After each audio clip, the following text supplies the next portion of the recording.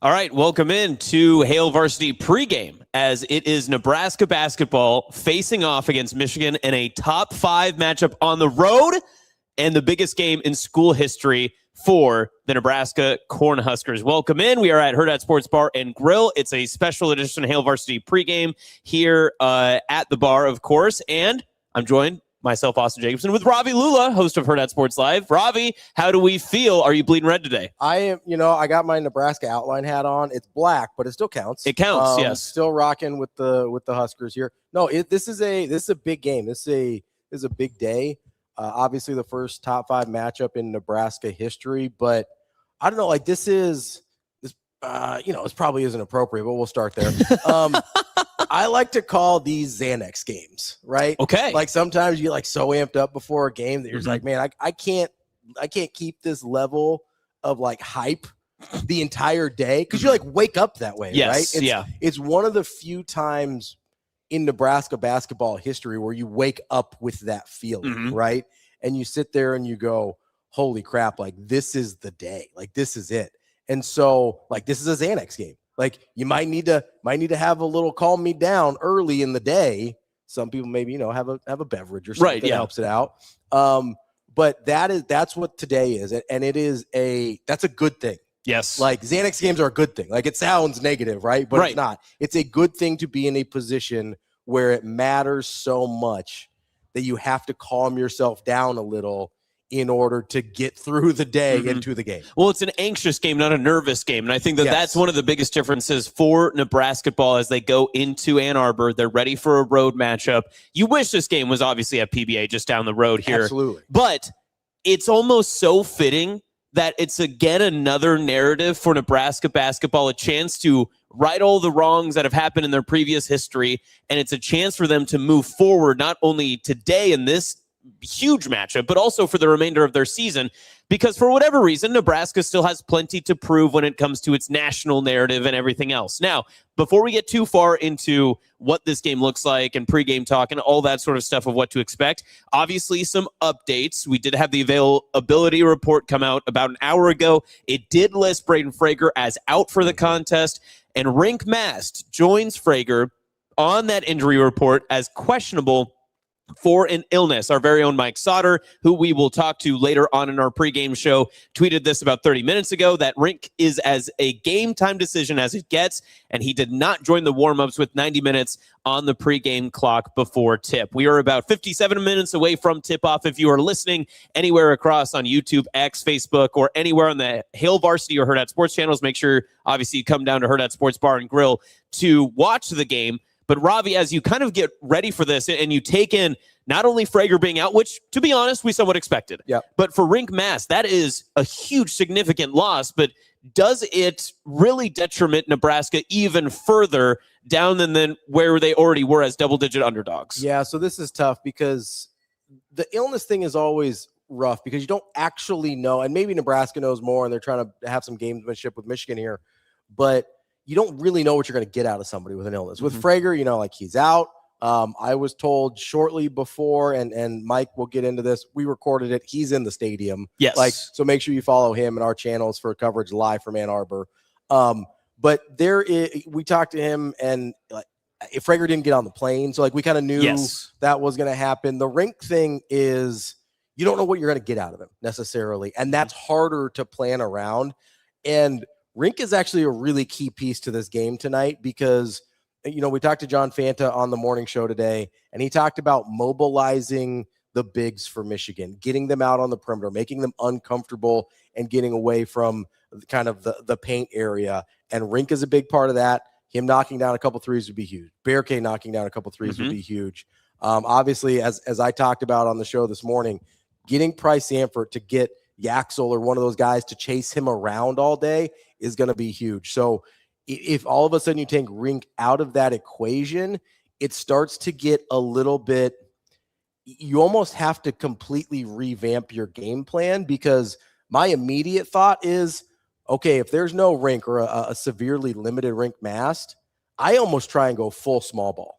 Yeah. I'm talking Bearcay at the 5, Cale Jacobsen at the 4, You go Price at the 3, or the Kale and Price can flip-flop, and then Jamarcus and Sam, and you almost just try and make it that much more miserable for Michigan, because you got to figure, okay, Leo Curtis hasn't played enough to ask him to be put in that position. That's not, like, maybe you put him out there for a few minutes and see if you get surprised, but that's not a fair thing to do to a guy. You haven't really gotten floor spacing consistently from Jared Garcia, and that's frankly not something he's done at all in his career. Yep. Like, if you look at his numbers, that's not something that has been a strength of his. He has other strengths, that just hasn't been it. So you're sitting here and you go, okay, if I'm depleted in bigs, my chances of matching up big for big, which already weren't great, becomes pretty detrimental to what I'm trying to do here. I'm probably losing the rebounding battle anyway. So what else can I do to make things difficult for Michigan? And to me, that's lean all the way into small ball. Berke can defend good enough at the 5. He's probably their best defender at the 5 anyway. So you can live with him at the 5. He can be a little bit more mobile and athletic than Rink. And then you have to shoot the lights out and get the bigs really, really uncomfortable. You can get them in foul trouble that way. Like, there's a lot of things that can go right for you once you get into a small ball situation. But if Rink isn't 100% healthy, I think that's the direction you have to lean. And of course, there is that argument, and I was talking with you earlier about this today, that, well, Rink has sometimes had his minutes reduced, and there has been some opportunities where Nebraska's been successful without Rink on the floor.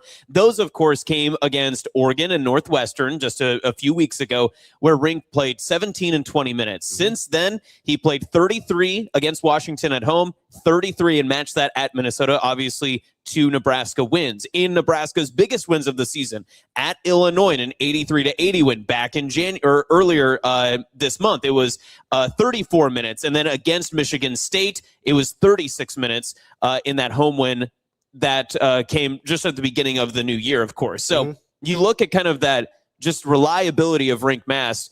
Obviously, it's another big part of just what you mentioned with the size matchup, but he provides so many other aspects of the game too. And then you add in Frager not being available. That makes the whole small ball argument just so much harder to do. But yet, at every turn of this season, especially in the Indiana games and then the last contest against Minnesota, it feels like Nebraska has been able to answer the bell every single time something has not went right, and they've been able to adjust and overcome. But it usually begins with a Price Sanford moment, and usually him shooting the lights out, like you mentioned. Yeah, I mean, I'm just going to put this out there. If Nebraska has Rink Mast for less than 20 minutes tonight and finds a way to win the game, they should be the number 1 team in the country. Like, I'm not even that's a great argument. Like, I don't even know how you argue against that. If you go to Ann Arbor, don't have arguably your best player for his normal minutes. You just went off over 30 every time they have a big win, right?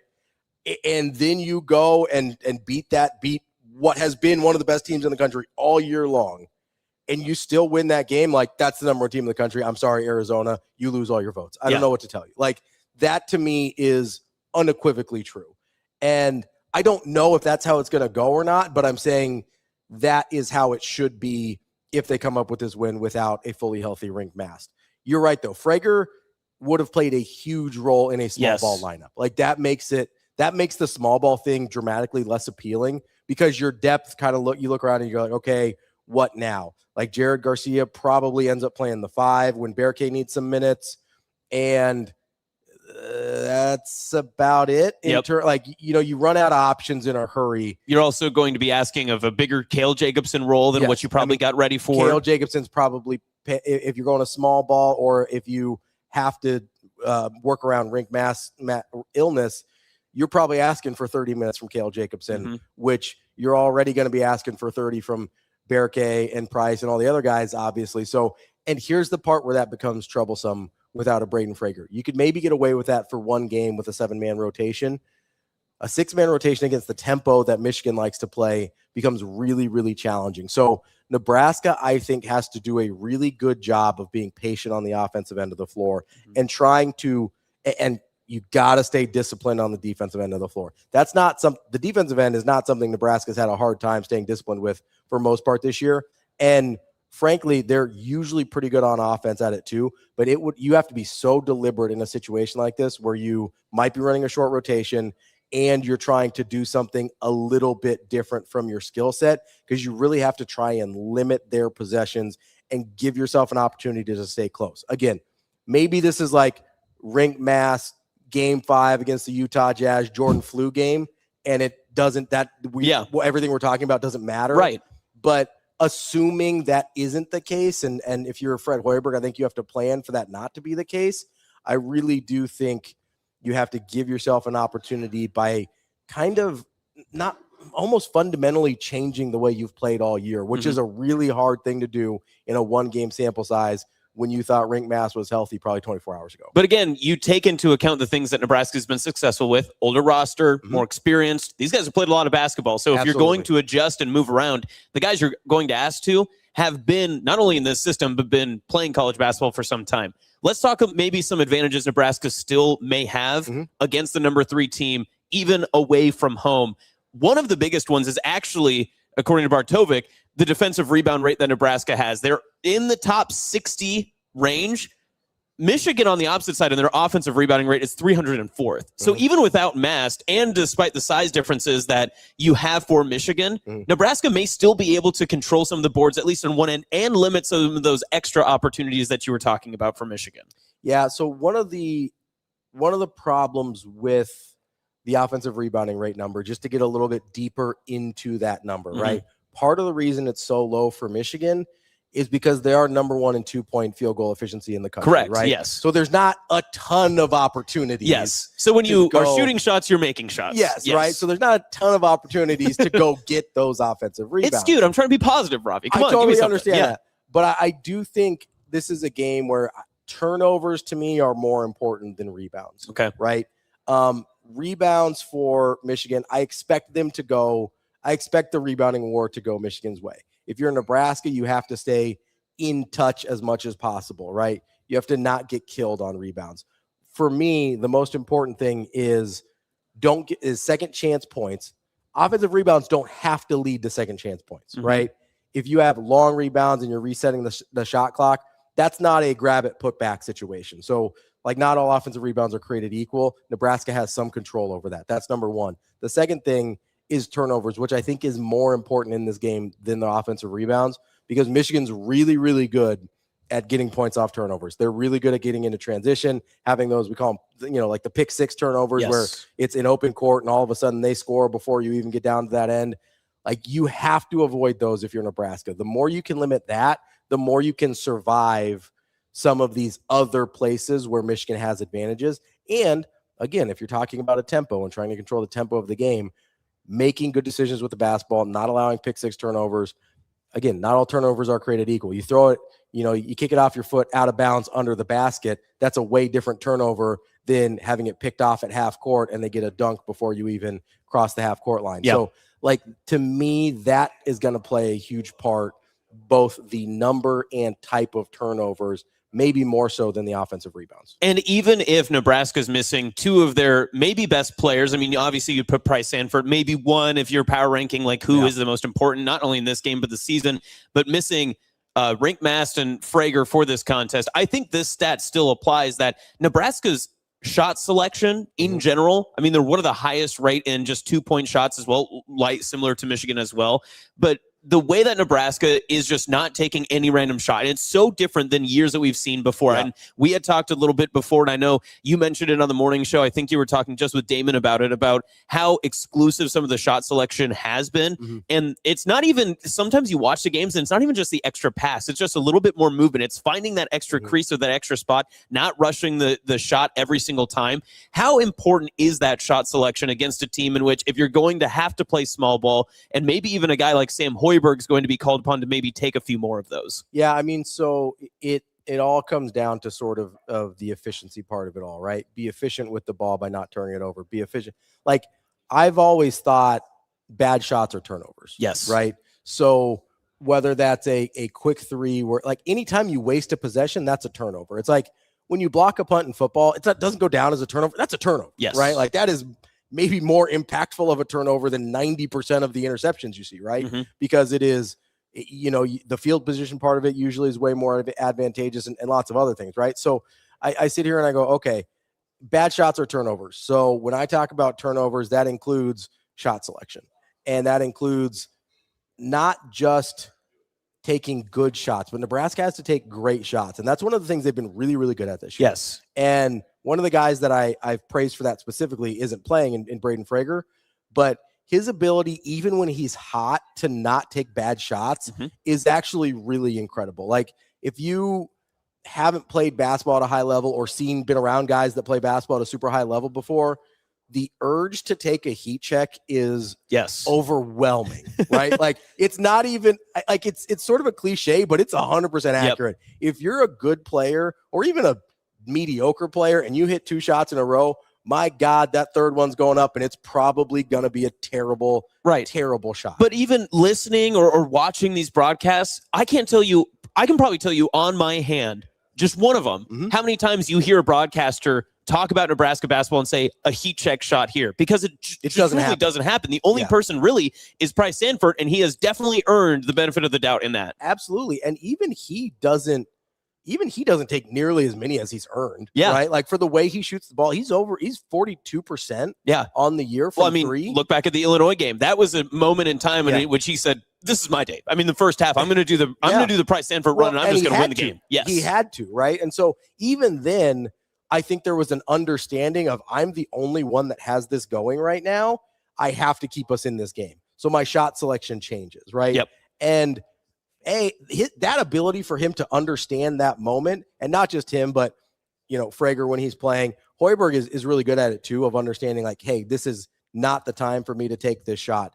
Even though he has improved on his 3-point percentage, or, Bearcay's gotten way better at this. Last year, some of the shots Bearcay took, I was just like, my God, my dude, what are we doing out here? Well, it's either him and Braxton Mia. So, I mean, which one would you prefer? Fair, but that's a really good point, is when he's put in a position that better fits his skill sets, his shot selection went off the charts. Yes. Way, way better, right?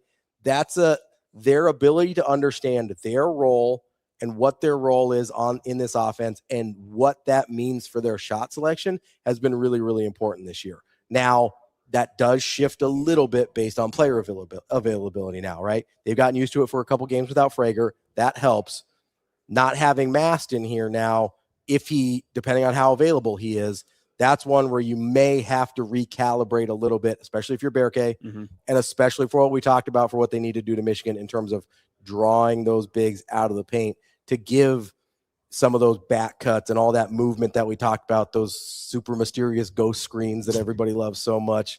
And the Coach Jeff Smith ghost screen. That's been like a pet peeve of mine just for like a few weeks now. It seems like nobody on earth talked about a ghost screen until 2026, and now it is all the rage. And it's spooky. Like, it's just slipping a screen. It's all it is. I get that it's usually a pop instead of a roll, but like, still, like a pick and roll and a pick and pop, like, it's still the same action. Yeah. A slip screen and a ghost, it's still the same action, right? Anyway, but no, like, you have to have a little bit better spacing and a little bit more room for those things to work. Yeah. And so Bearcay has to understand that. Bearcay has to understand, like, hey, if I make one of these early, it doesn't even have to be a 3. If it makes like a 15-footer early, that creates just a little bit more space, a little bit more gravity away from the hoop, to give some room for all the movement that Nebraska likes to do. So to me, that's huge, is being able to recalibrate on the fly what's a good shot for me in this moment, because not all shots are created equal. There's some days where, hey, this is a great shot for Bearcay.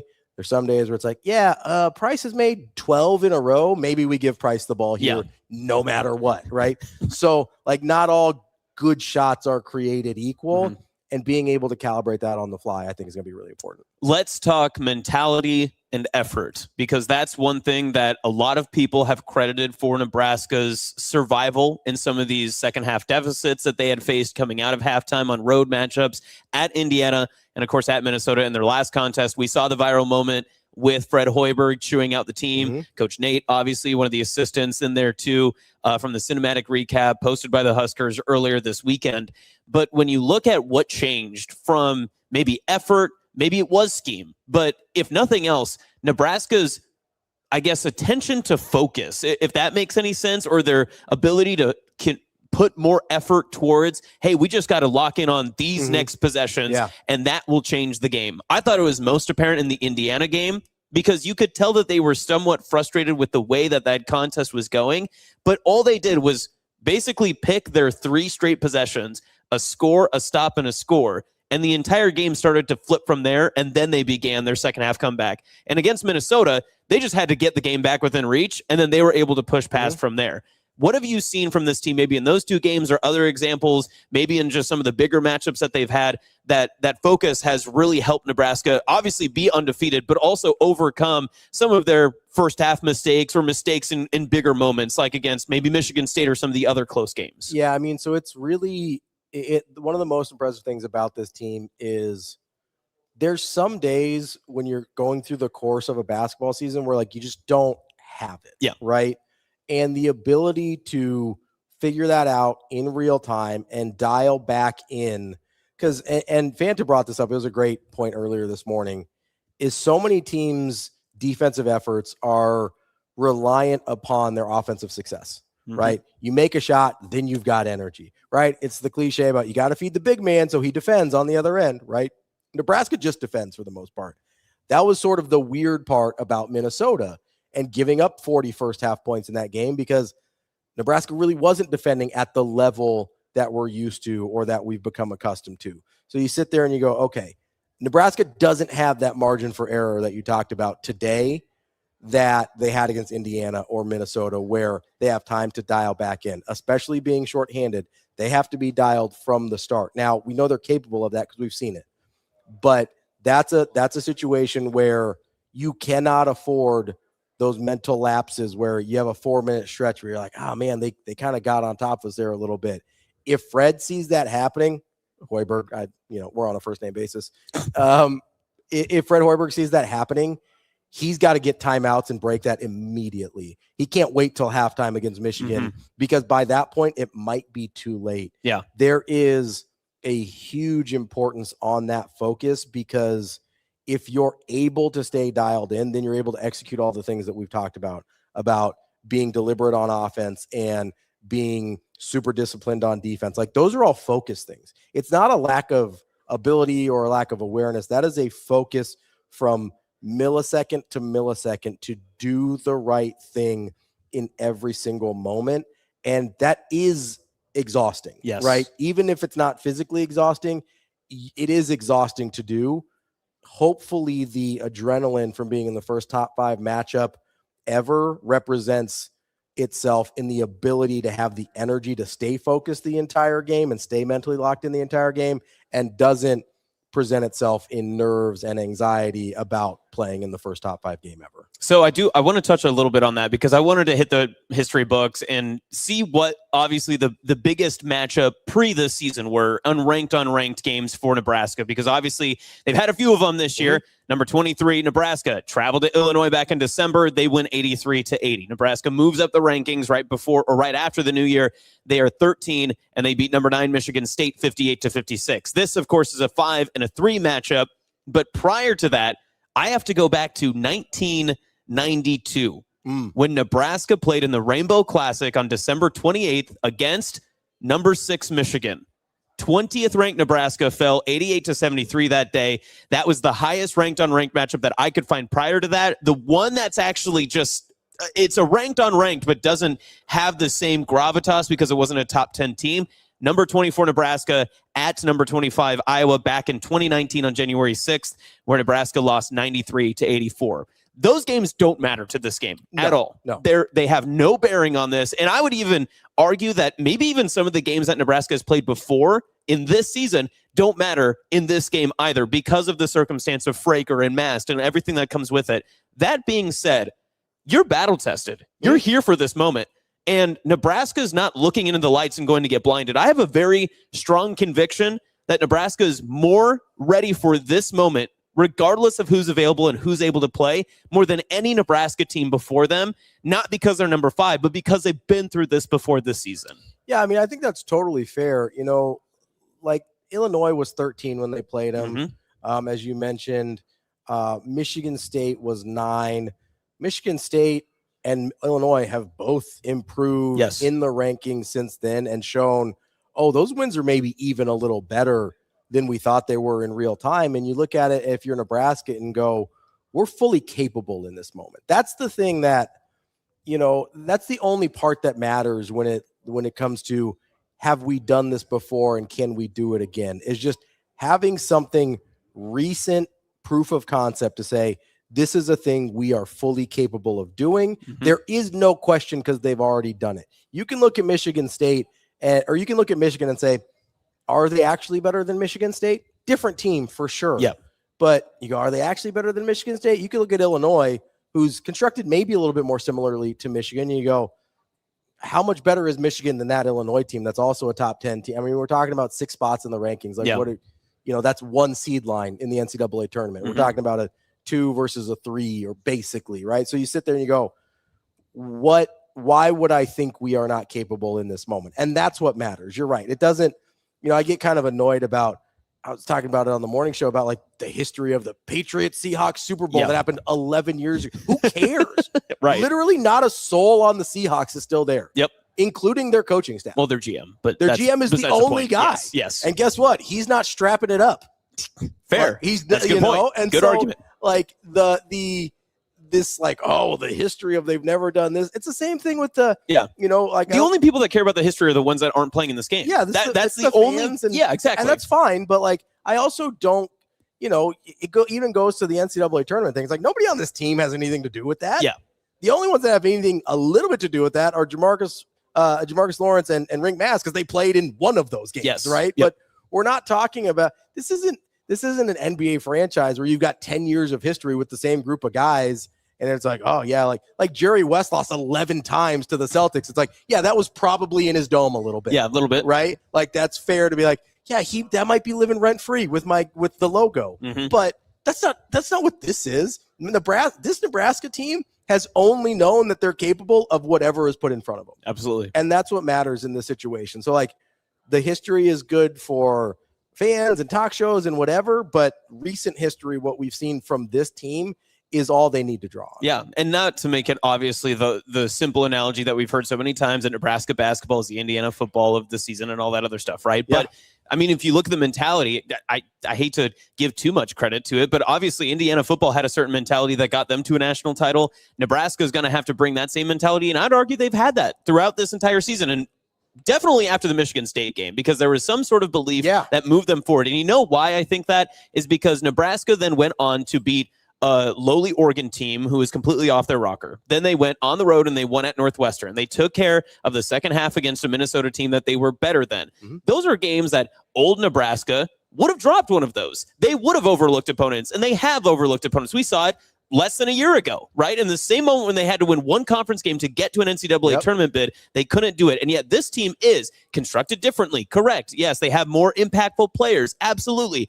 But ever since Nebraska has taken down either Illinois, Michigan State, whichever one you want to say was the bigger win for mentality, for focus, for whatever, they have been able to control their narrative moving forward. And that narrative continues on tonight, but they're actually a part of a bigger plan now, and they know that they have a huge opportunity, and they're not going to shy away from this opportunity. That is the biggest point of all of this, that the lights will not be too bright. If other things and other circumstances outside of their control with injuries and illness get in the way, that it is what it is. But regardless, Nebraska is holding all the cards tonight, and they know that they can play a great hand. Absolutely. And like, listen, you can look even right after that Michigan State game, right?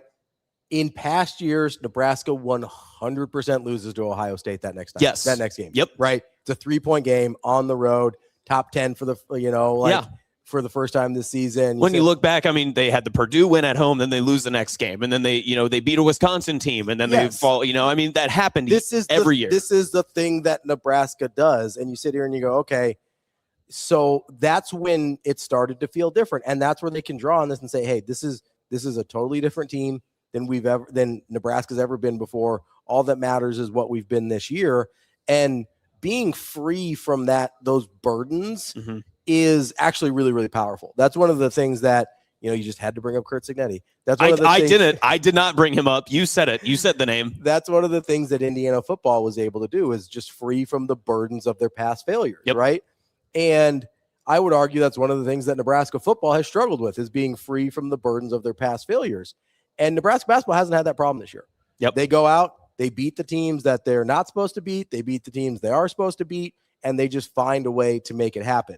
And now they go in against the best team they've played. And let's be clear, with full strength, not with full strength, I think this would be the best win any team has on their resume in the country this year. On the road, top 3 win. There's a couple arguments like Iowa State at Mackey Arena and just throttling Purdue comes to mind. You could argue that Michigan's Gonzaga win could be up there as well. Yeah. But again, those are non-conference, which I don't count quite as highly because you don't have the same familiarity with those teams. Yeah.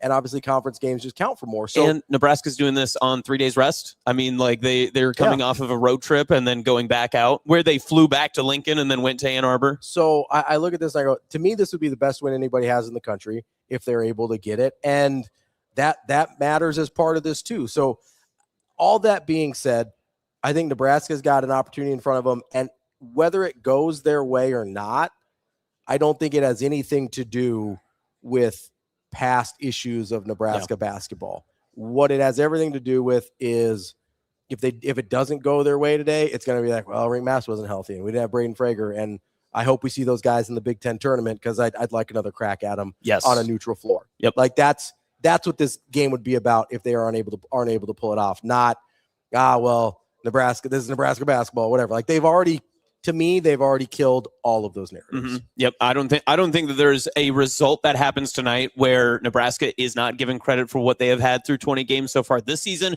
But regardless, obviously they're going to play the game and tip-off is coming in about 29 minutes. The game is on Peacock, which if you don't have a subscription, the best way to watch is here at Hurrdat Sports Bar and Grill. Now, hold on. You got it. We got some swag. That's what I was getting to. Oh, you beat me to it. Come on. I was going to say we do have some giveaways going on right now. So, Ravi, what are we going to be giving away for people who are at Hurrdat Sports Bar? We'll have 2 prize packages. All you have to do is show up. They'll hand you a raffle ticket as soon as you walk in. You got some time to get down here still. We're not going to give it away for about another 20 minutes. We'll do it right before tip-off. You can win one of these lovely hats. We got the Nebraska State. Oh, that's the Lincoln hat. The Game Day in the Corn State and the Nebraska Outline hat. We have Supernovas tickets right here for you. Yes, in the envelope and clearly marked as well. Supernovas. We've got gift cards to Hurrdat Sports Bar and Grill, and we have this lovely Hurrdat brand goods Omaha Supernovas hoodie here. Yep. Look at that thing. A lot of good stuff. Good stuff. Yeah. So again, make sure you're coming out to Hurrdat Sports Bar and Grill. You don't want to pay for the full Peacock subscription. You want to just watch a game.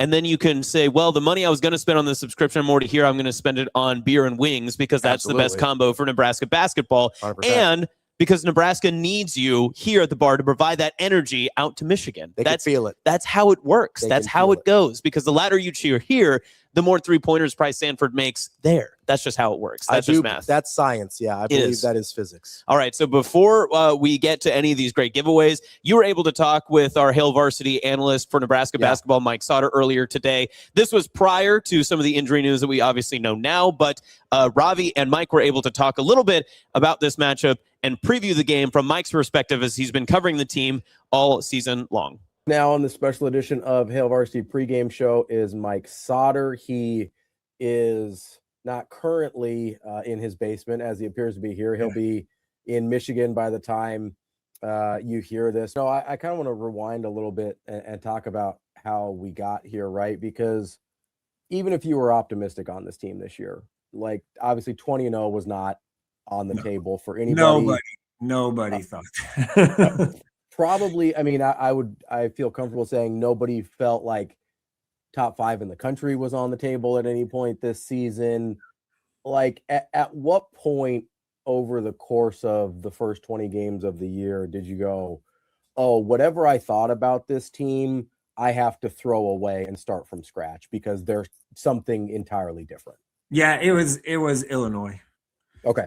The win at Illinois was the jumping off, like, oh, this team's pretty good. Like, because people forget before that there wasn't a lot on the resume. No, like you had Wisconsin, who they hammered, right? Yeah. And then Creighton and K-State and Oklahoma. Those were your biggest wins. Mm-hmm. And basically all 4 of those teams are fighting to get into the tournament. Well, K-State not, but like they're all kind of bubbly-ish, right in that group. So, and Wisconsin's probably on the other side of the bubble, on the right side, but still, they're better now than we thought they were then, right? Right. But still, like Wisconsin was, or Creighton, depending on what you think, was their best win. or Oklahoma. And you didn't think that, especially, on the road. To be quite honest, we talked before the season and I said, listen, if they win two of the 4 bigger non-conference games, and if they go 10-10 in conference, they will be on the bubble and probably in as a 9 seed. Mm-hmm. They're clearly in the NCAA tournament, and they're probably, better than a 9 seed right at the moment. I think that's fair. fair. Yeah. But Illinois was the jump off. Like that win was huge, especially on the road at Illinois. It's a really tough place to play. It wasn't like, oh, students were there. There's no excuses for that win, right? Mm-hmm. Like there isn't any. And so that one, and then, after Michigan State, after beating Michigan State, that was another kind of, okay, like this team's legit. So, yeah. That's it's interesting to kind of think about, because I think at the time too, we look back and go, oh, well, maybe Illinois is not what we thought they were. And, oh, maybe Michigan State's not what they thought they were. We're 2/3 of the way through the season. Illinois is who everybody thought they were. Mm-hmm. Michigan State's who everybody thought they were. Wisconsin's better than we thought they were. Right. And pretty much every step along the way, any excuses, or maybe excuses isn't the right word, but any like caveats that we could put on the Nebraska season have pretty much gotten blown to pieces. Right. Like, there's nothing left to say, oh, but there's no buts left on the table. No, there isn't. There isn't a like, oh, but their win was against this, or they haven't played anybody or whatever. No, they played people. Like it's and particularly Illinois and Michigan State, 2 teams that like you could say could win a national title.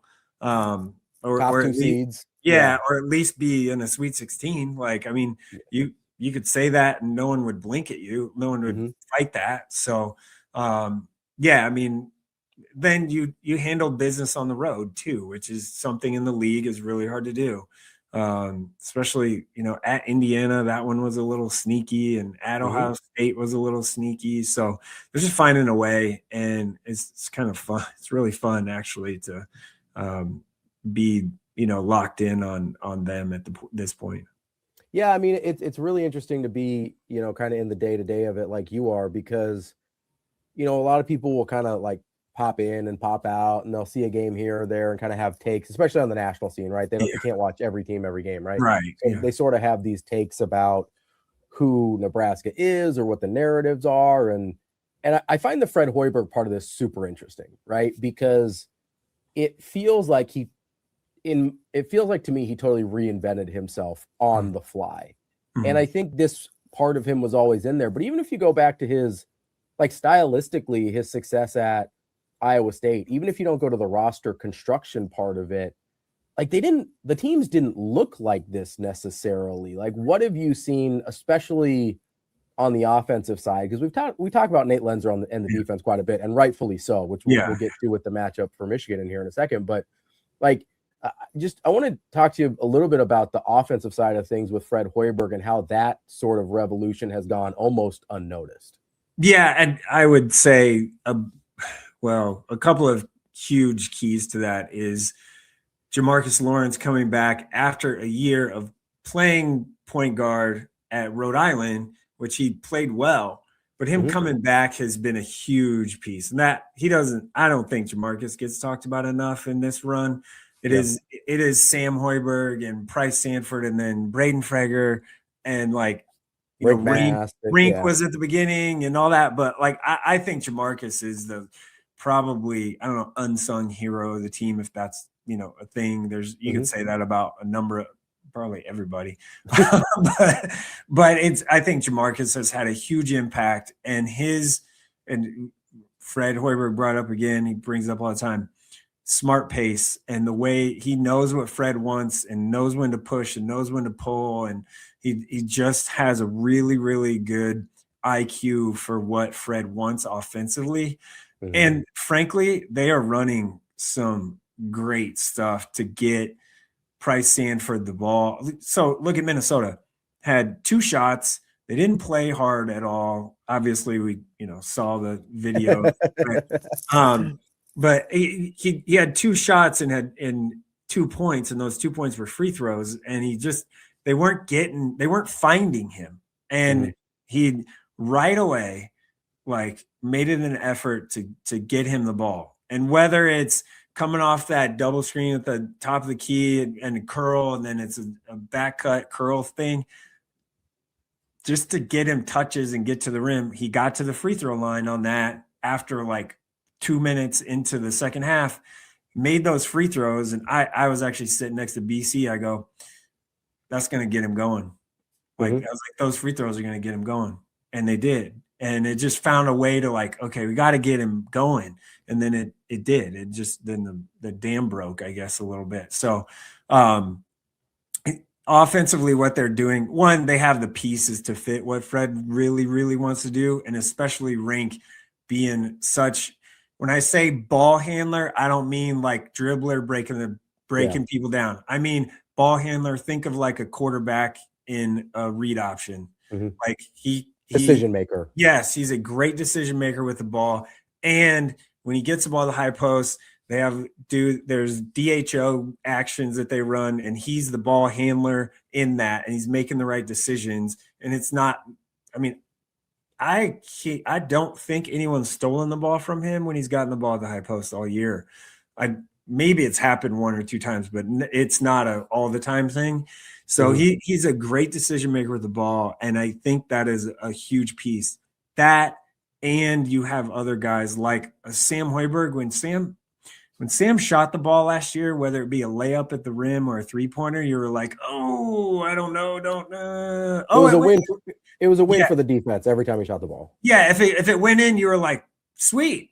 And now it's you expect him to make all those. So that growth that he's had too, it's just another shooter on the floor to help it. So, and obviously Price has been a huge catalyst for the offense and what it's been doing, but there's slip actions and all kinds of stuff, ghost screen actions. They have so many sets. I talked to Minnesota assistant coach actually before the Minnesota game, and he goes, and he had the scout, and he said they run so many actions, so many sets. You just have to be ready for it all.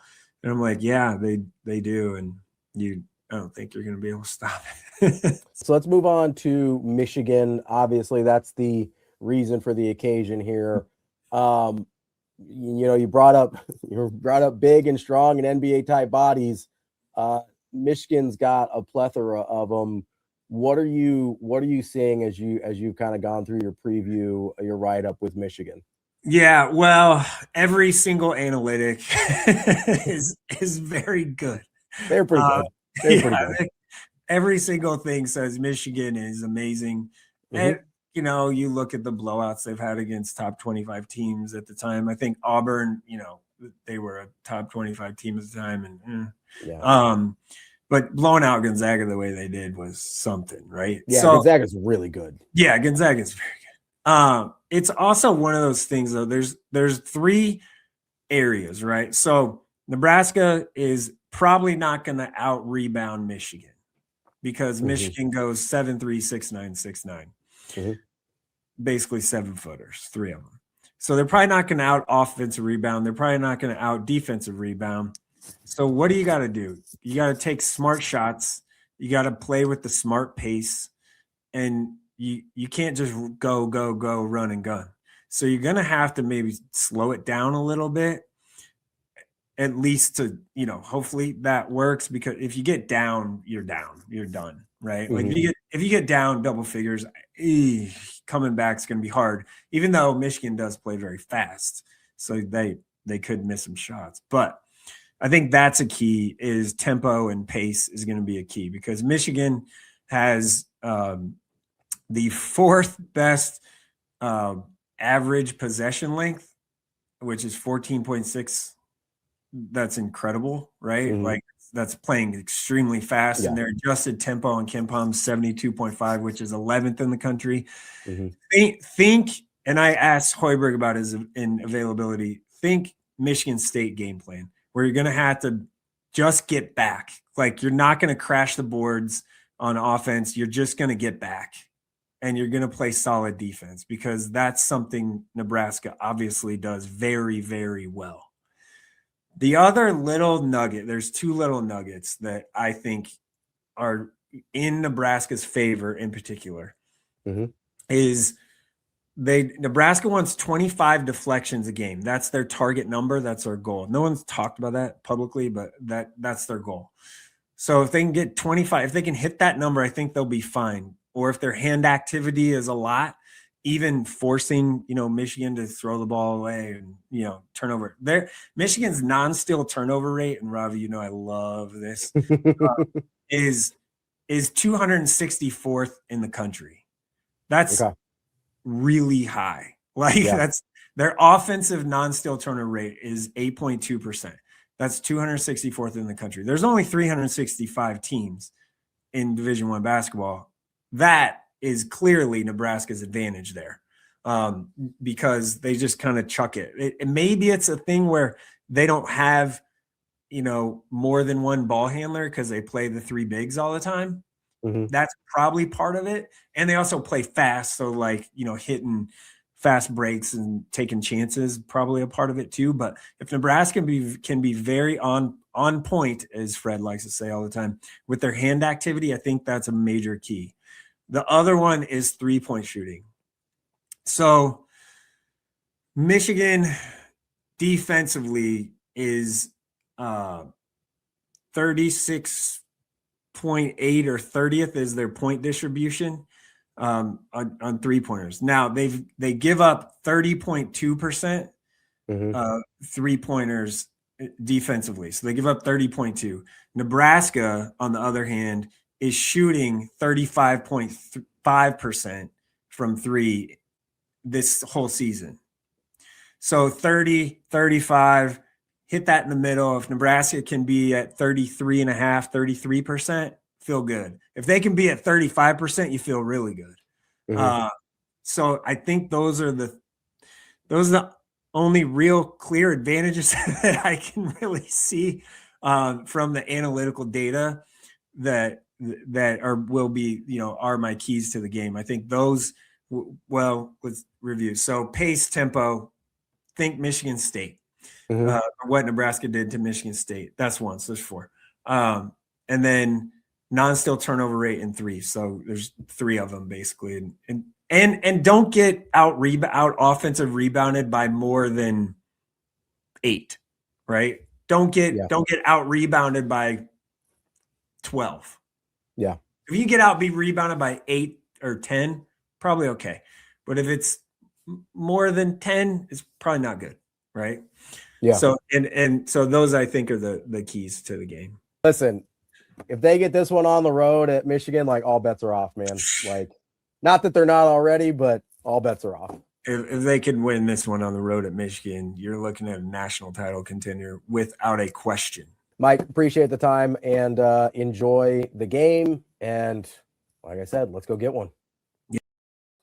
All right, welcome back to Hail Varsity pregame. We are live from Hurrdat Sports Bar and Grill in La Vista. We've got giveaways going on. People still coming in the doors. If you're not on your way here yet, you better start getting on your way here because we're lining up here. People ordering the tater tots, the onion rings, all the good stuff. So there's the tots go hard. Oh yeah, they do. Yeah. Best tots in Omaha. The people are saying. That's what many people are That's saying. what I was told. I'm Austin. That is Ravi.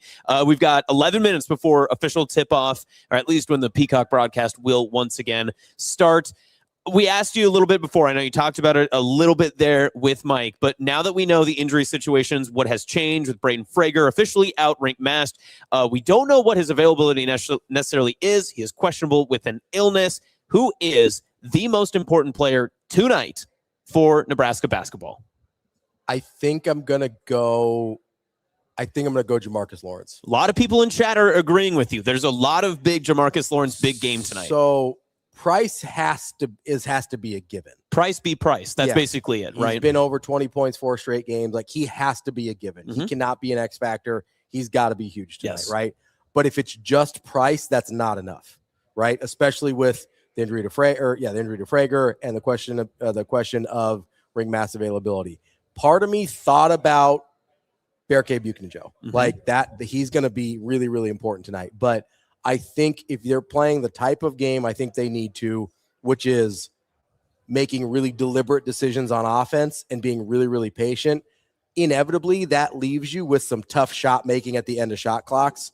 And Jamarcus Lawrence is the best guy. He's the guy that's best equipped to make those shots. Yes. If he is able to do that, this is a game that is very much in Nebraska's grasp of winning. Okay, so the line has adjusted slightly. It did open about 2.5 days ago at 10.5. It has now moved to Michigan's favor at 11.5. How do you feel about just the double-digit underdog narrative that Nebraska continues to kind of fight? I mean, obviously you can't control where people are going to put their money, all that other stuff. But when this line opened, I think a lot of people, especially Nebraska fans themselves, we felt disrespected. I mean, truthfully, you should feel you're the number 5 team in the country, have not yet suffered a loss. And yes, the line moves an extra point because you're out one of your key players, if not maybe your best. But yet 11.5, that's how you feel about us. Yeah, I mean, I don't think Nebraska should be a double-digit point underdog to anybody in the country. Yep. Like, I just don't think that's accurate. That being said, with the questionable availability of Rink Mass, with Braden Frager, the report coming out that he's out, that to me does move this in a direction closer to that. Like, it's on the road. You're undermanned. I understand it being in the high single digits.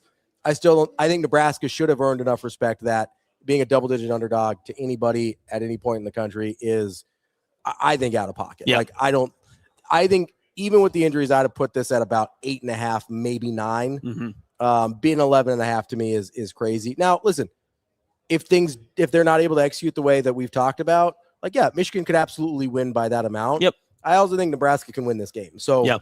That to me, I think this should have been somewhere in like the 7.5 to 9.5 range, considering the injuries. Okay, so I'll ask you on the opposite side in the total, 156.5.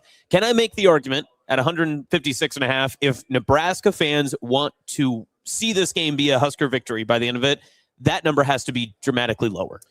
I don't know about how dramatically, but definitely lower. Okay. I think Nebraska, if they're keeping Michigan out of their pace and tempo, has a much better shot at this game, especially being shorthanded. I think if they can keep Michigan under 72, I feel dramatically better about how this game can go. I'd 100% agree with you. If you start getting into the like mid and high 70s, it feels like Michigan was able to play this game at the pace they wanted to, and that's going to be harder for Nebraska. Yeah, I agree. Okay, so as we kind of wrap this up, we're 7 minutes away from the tip-off. I asked you a little bit ago just about, in general, the complexity of this game as it turns into the biggest game in school history. Can I make the simple argument for you? And no, the guys on the floor are not going to be thinking about this at all, right? But this game, there's nothing to lose for Nebraska, truthfully. I mean, yes, you could have the first loss of the season, a historic season so far, but all of your goals are still on the table. Exactly. Yeah. And so that has to give Nebraska some sort of advantage, right? In the fact that, listen, we're out 2 of our top guys. We already have all these wins. We are pretty much locked into an NCAA tournament bid, regardless of what happens in the next stretch of the month and a half. No matter what happens tonight, we're good. So why not just go out and see what happens? Yeah, I mean, for me, it's less of a we've got nothing to lose and more of a nobody believes in us thing, right? Okay. It's the chip on your shoulder. It's the, hey, we're in the foxhole, we're outmanned, we're outgunned, and guess what? We don't care. Like, that to me is the mentality that you go into this game with. And listen, I'm not betting against them. Like, they've answered every test, they've answered every bell, whatever cliche you want to use, they've answered all of them this year. So until they stop doing that, and until I see something that shows me like, okay, here are some things where they were not able to go out and get it done, until that happens, I'm just going to keep riding this journey. And I'll make another point to that too. For as talented and as good as Michigan has been in the beginning stretch of the season, where they were having these dominant blowout victories and they were just cruising past some of the non-conference teams, Big Ten teams alike, they have not had a team when they get out to a large lead or an insurmountable, success so far in that first half or start of the second half. A lot of those teams never fought back or punched back. Nebraska will. Absolutely. And will. I trust Nebraska in a low-scoring game. I trust Nebraska in a close game. I trust Nebraska to fight back in a second half if they are down in the first. I don't know that about Michigan. I like Nebraska's chances in that opportunity. We look at a team in Auburn that we thought was better that they beat by 30, and they're not as good now, and that's where they're at, right? Yep. We look at a Gonzaga team that they absolutely waxed, and that's a great win. Also on their resume, though, have to go to overtime to go to a Wake Forest team that's not very good. 4-point win against a TCU team that's not very good. 2-point win against a Penn State team that's just bad. Yes. A loss to a Wisconsin team that Nebraska absolutely waxed. 100%. Only a 10-point win against Washington, same that Nebraska had. Only a 10-point win against an Oregon team that Nebraska waxed. So like there's a lot of results on here that people kind of forget about because some of the really big eye-popping ones are like, holy crap. Michigan has a super high ceiling they can get to when they play at that level. They also play down to like, if Nebraska can get this thing in the Penn State range or the TCU range, that's a win for Nebraska. In terms of like 67, 63, 74, 72, that's a recipe for Nebraska to win this game. And listen, these numbers have come way, way down from when they're scoring 100. Then it goes 74. They lose a game that they score 88 in, 82, 81, 86, 74. Like the numbers have come way, way down in terms of their offensive proficiency once they've got into conference play. And I think there is a recipe here for Nebraska to win. And we're rooting for the Big Red. If you want to root, make sure you're getting out here to Hurrdat Sports Bar and Grill in La Vista. We've got giveaways to give away now, so we are going to let you get ready. Game is on Peacock. The tip-off is here in just a few minutes. That's Ravi Lulla. I'm Austin Jacobsen. This has been Hail Varsity pregame for your top 5 Nebraska Cornhuskers. Make sure you're checking out the Hurrdat Sports and Hail Varsity channels. Mike Sauter's on location as well. We have photographers. We've got phone videos. We've got everything you need for all the game day coverage today as it's Nebraska and Michigan. Go Big Red.